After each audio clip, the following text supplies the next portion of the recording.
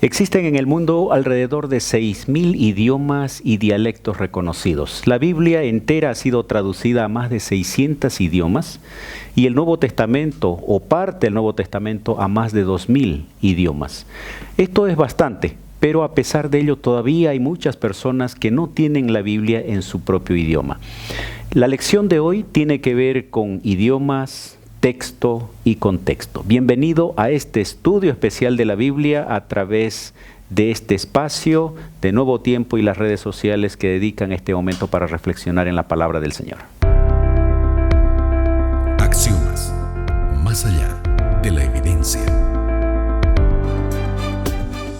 Queridos amigos, bienvenidos una vez más a este momento de estudio de la palabra del Señor. Para este estudio, cuyo título es Idiomas, Texto y Contexto, refiriéndose a la Biblia, tenemos dos amigos, Alejandro, bienvenido, y también Samuel. Voy a pedirle a Alejandro un saludo a nuestra audiencia y luego Samuel también va a dar un saludo y va a hacer una breve oración.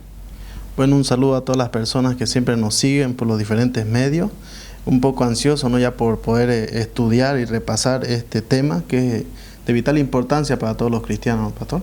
Igualmente un saludo para todos los que nos están acompañando por las diferentes maneras de comunicarnos. Vamos a comenzar con una oración. Sí. Oremos. Padre bueno, que estás en los cielos, gracias porque tú nos has dejado tu palabra. Gracias porque tú nos has dado también la instrucción de cómo debemos usarla y que en el estudio de hoy nosotros podamos enriquecernos más de tus enseñanzas. Gracias, Padre, por todo. En el nombre de Jesús. Amén. Amén.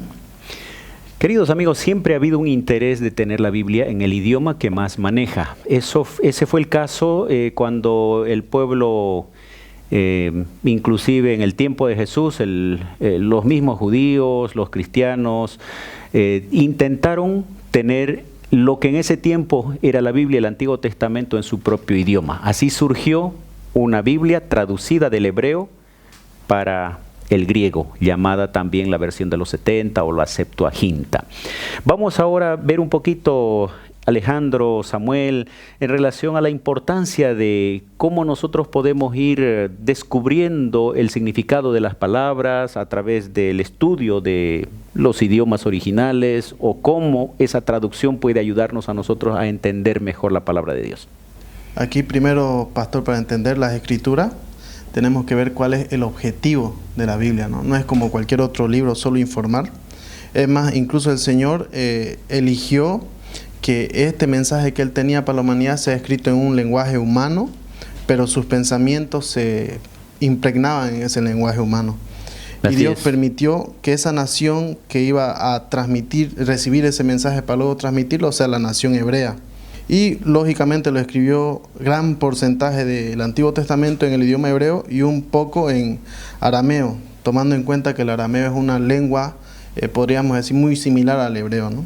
Y el objetivo que Dios tenía era poder transmitir al resto de la humanidad un mensaje de salvación. Cómo fue que se originó todo, cuál es el problema y cuál es la solución para ese problema que tenemos.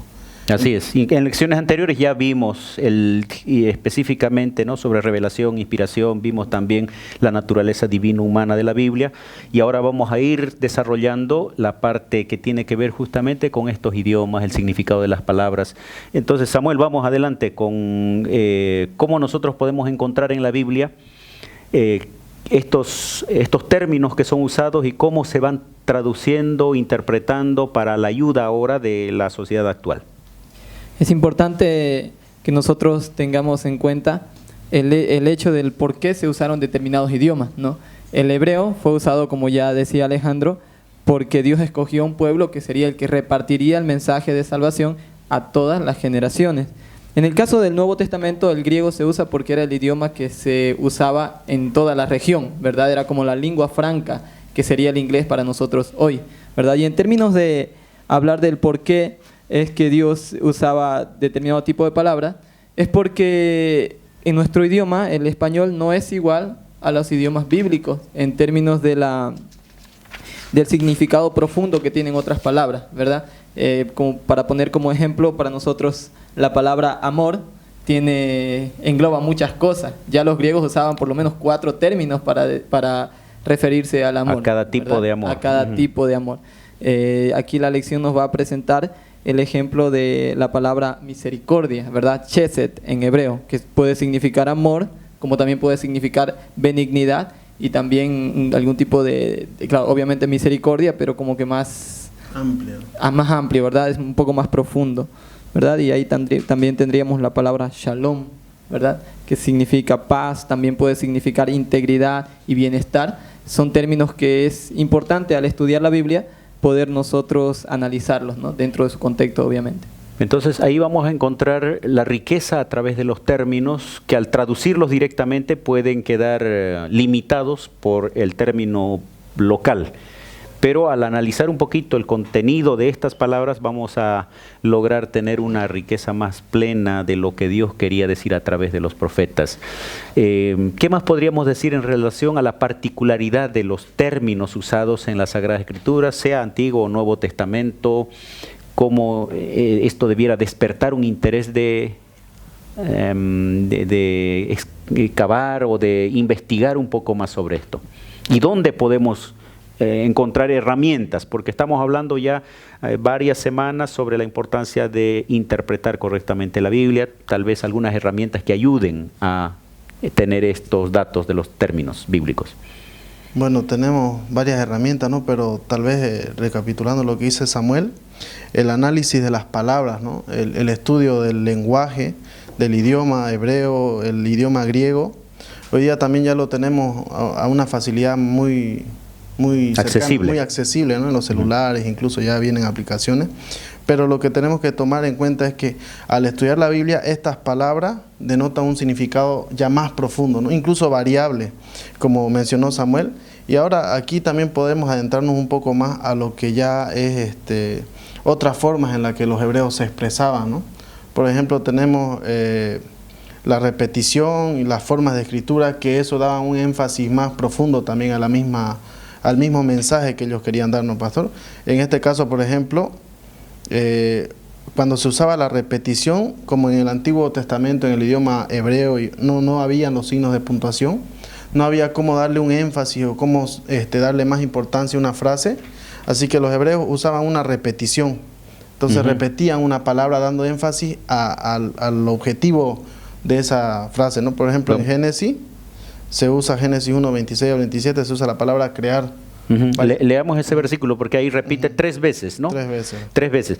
Y a medida que vamos buscando ese texto, tal vez para pasarnos ya a ese tema, enfatizar la importancia de que tenemos herramientas. Ahora existen léxicos, existen diccionarios bíblicos, existen comentarios que nos van a ayudar inclusive a entender algunos términos que fueron acuñados para la Biblia misma. No son usados en el periodo del griego clásico, por ejemplo, o la lengua común hebrea, sino que son términos que tienen que ver hasta con liturgia, con religión, y solo la vamos a entender a medida que nosotros vayamos entrando en esa área. ¿Está el versículo? Incluso tal vez, pastor, los que usan un smartphone pueden descargar diferentes aplicaciones que ya tienen el análisis completo de una frase, del texto y del Nuevo Testamento, del texto, su análisis, sus variables. Exactamente. Ahí se puede entrar mucho más allá en el análisis sintáctico, lexicográfico, etcétera, pero no queremos confundir a las personas, queremos que ustedes usen el material que tienen y, como dijo Alejandro, hay aplicaciones con todo ese material. Vamos ahora a ese ejemplo que estabas dando, la manera como el hebreo enfatiza las cosas. Y a veces cuando lo leemos en español parece que está redundando, pero para ellos era una manera de decir que eso era importante. Tal vez, Pastor Tito, también es importante, a manera de consejo, en caso de que no se disponga con estos materiales que ya fueron mencionados, la mejor manera de estudiar la Biblia, así poder extraer, digamos así, el significado más cercano, ¿verdad?, a la intención del autor, es comparar versiones, ¿no? Eso es muy importante porque existen algunas traducciones que son más dinámicas, ¿no?, que traducen frase por frase y no tanto palabra por palabra, ¿no? Correcto. Existen también las traducciones formales, que son aquellas que traducen ya más cercano al contenido. Entonces, haciendo una comparación, uno puede extraer mejor el mensaje de la palabra. Correcto. Dios, entonces tener 2, 3, 4 versiones diferentes, traducciones diferentes, nos va a ayudar a leer el mismo texto y enriquece el contenido. Vamos al ejemplo. Ok, Génesis 1, 26 y 27, dice así: entonces dijo Dios, hagamos al hombre a nuestra imagen, conforme a nuestra semejanza, y señoree a los peces del mar, en las aves de los cielos y en las bestias, en toda la tierra y en todo animal que se arrastra sobre la tierra. Y creó Dios al hombre a su imagen, a imagen de Dios lo creó, varón y hembra los creó. Ahí se repite al final, ¿no? Se repite la palabra creó 3 veces.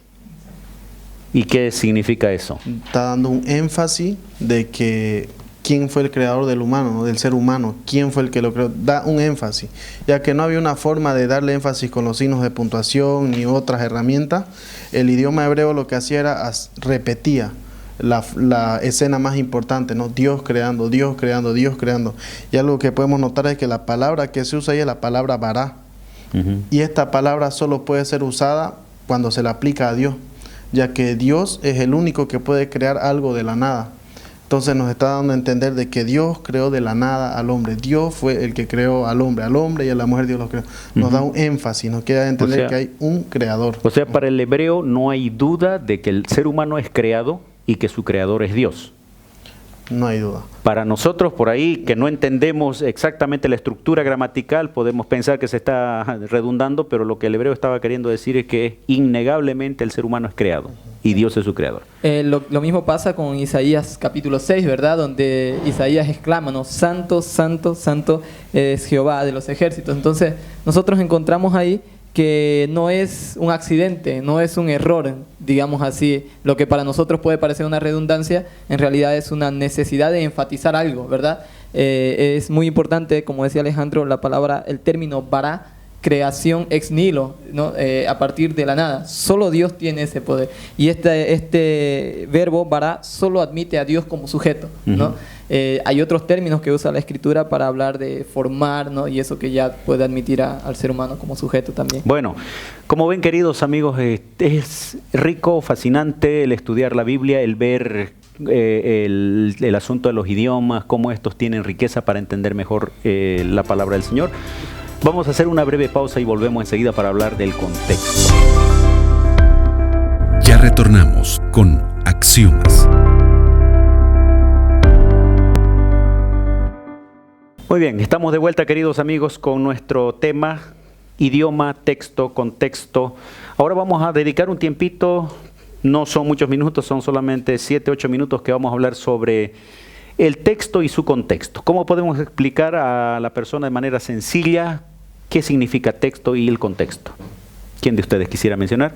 Tal vez tenía un profesor de teología que me decía siempre, el rey de la interpretación es el contexto. Si nosotros aislamos un versículo o una palabra de su contexto, contexto sería lo que está inmediatamente después e inmediatamente antes, y el contenido global, ¿no? Tendríamos ahí el contexto inmediato y el contexto general.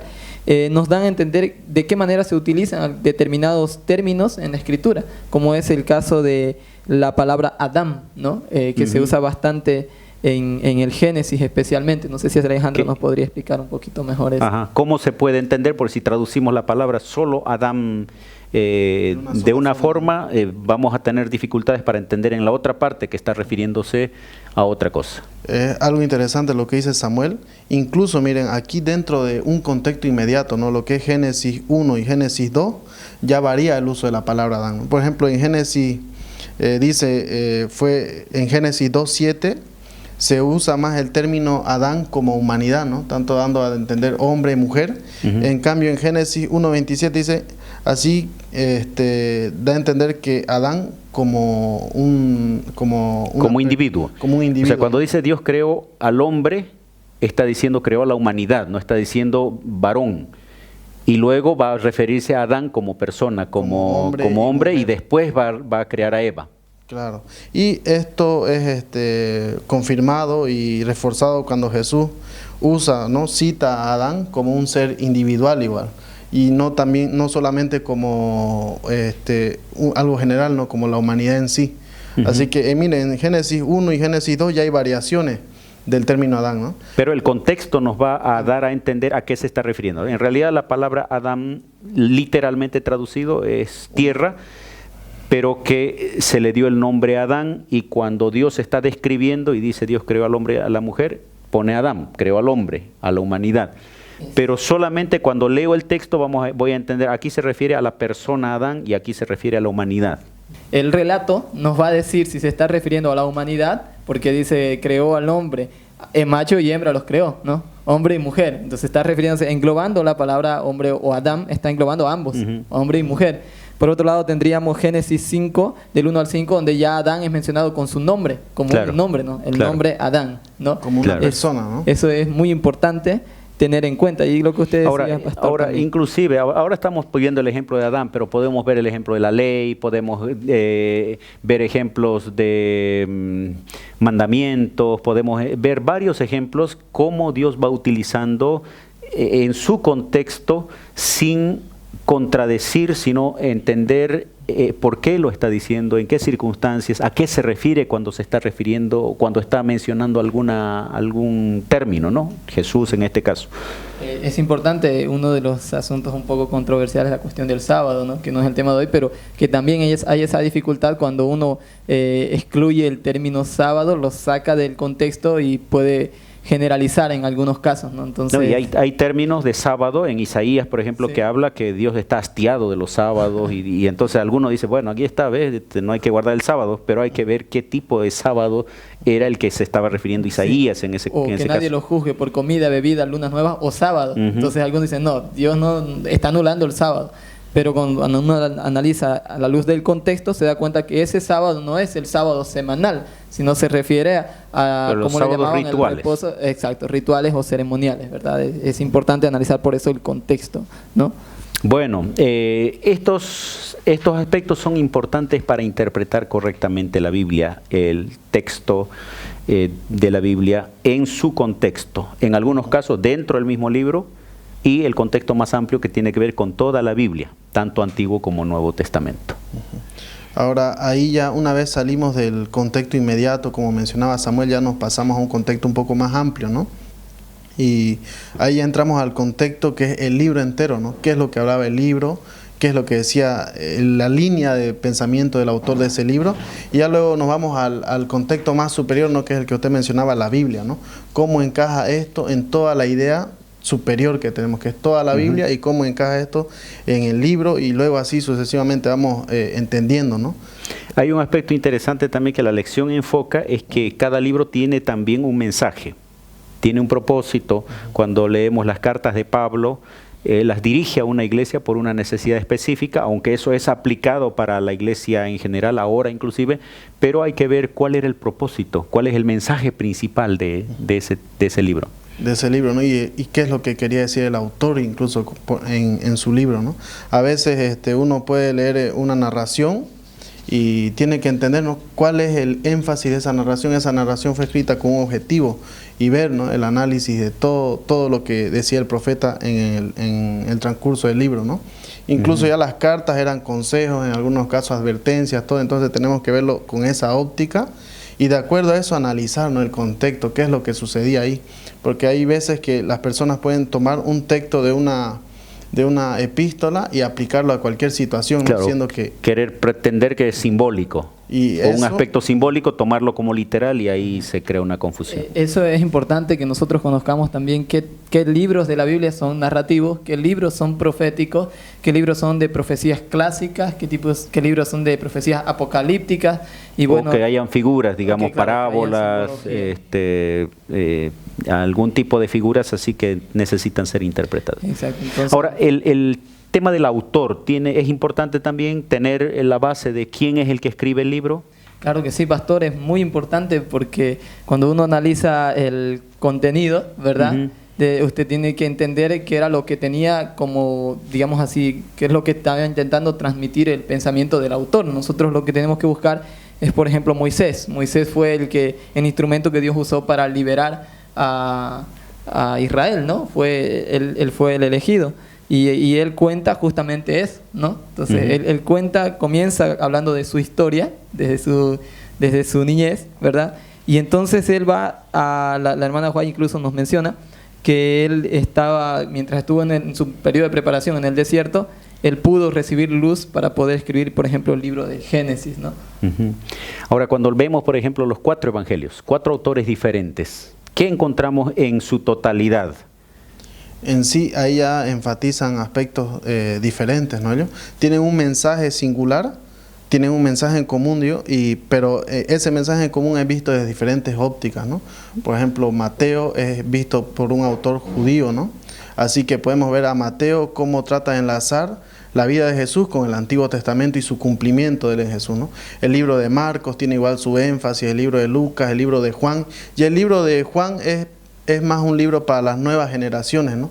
Trata de mostrar cómo Jesús actuaba incluso sin estar presente en ese lugar, dando a entender de que las futuras generaciones también pueden ver y percibir esos milagros de Jesús, ¿no? Es importante que esos milagros que son escogidos en el libro de Juan, que son 7, ¿no? En la primera sección del libro de Juan, Jesús no toca a quien cura, ¿no? Mostrando así, y de paso no llama milagros, los llama señales. Estas claro. señales hizo Jesús, ¿para qué? Para mostrar para dejar señales de que él era el Hijo de Dios, era el Mesías, era el Salvador. O sea, Juan está interesado más que en dar datos históricos, decir, él es el verdadero Hijo de Dios. Pero especialmente para las nuevas generaciones, porque no nos olvidemos que él era el último de los discípulos que estuvo con él, que estaba vivo, ¿no? Entonces, ahí él estaba proyectando su evangelio para los que vendrían. Ahora tenía otra preocupación, ¿no? Él tenía otro objetivo, tal vez. Claro, al mismo tiempo, todos ellos se complementan. Y eso es lo rico, la riqueza de la Biblia, que cada uno, aún con su particularidad, con su enfoque, no se contradicen, sino amplían el contenido bíblico, y eso nos da mayor oportunidad de conocer la voluntad de Dios y por supuesto los contenidos de la Biblia. Bueno, la verdad es que es muy poco el tiempo que tenemos para conversar sobre esto, pero sin duda alguna nos ayuda a tener más interés en estudiar la Biblia. Queridos amigos, vamos a ir a una breve pausa y volvemos para la conclusión del tema. Ya retornamos con Axiomas. Hemos llegado a la parte final de nuestro estudio, querido Alejandro y Samuel, por favor, palabras de conclusión. Hemos notado en el estudio que no todas las personas tienen acceso a la Biblia, ¿no? Y las pocas personas que lo tenemos, debemos estudiarla tomando en cuenta el idioma, tomando en cuenta el texto, el contexto, y no simplemente tratar de aplicar nuestro gusto, nuestro interés a la interpretación de la Biblia, sino que someternos a lo que ella tiene para decirnos, ¿no? También es importante que nosotros recordemos siempre que la palabra de Dios, o la Biblia es la palabra de Dios escrita en un lenguaje humano, ¿no? Hay cosas que a veces no conseguimos entenderlo, pero cuando nosotros profundizamos, oramos, Dios nos lo muestra, ¿no? Nos inspira, nos ilumina para poder entender lo que Él quiere decirnos a nosotros. Nunca nos olvidemos que, a diferencia de otros libros, cuando abrimos la Biblia, el autor está presente. Queridos amigos, si nos dedicamos más diligentemente en el estudio de la Biblia, descubriremos las maravillas de su palabra, iremos más que tener temor, porque hay muchas cosas que tal vez no dominamos, tendremos la satisfacción de ir descubriendo aquello que Dios reveló para sus hijos. La Biblia es el libro abierto para el pueblo de Dios actual. Que Dios te bendiga.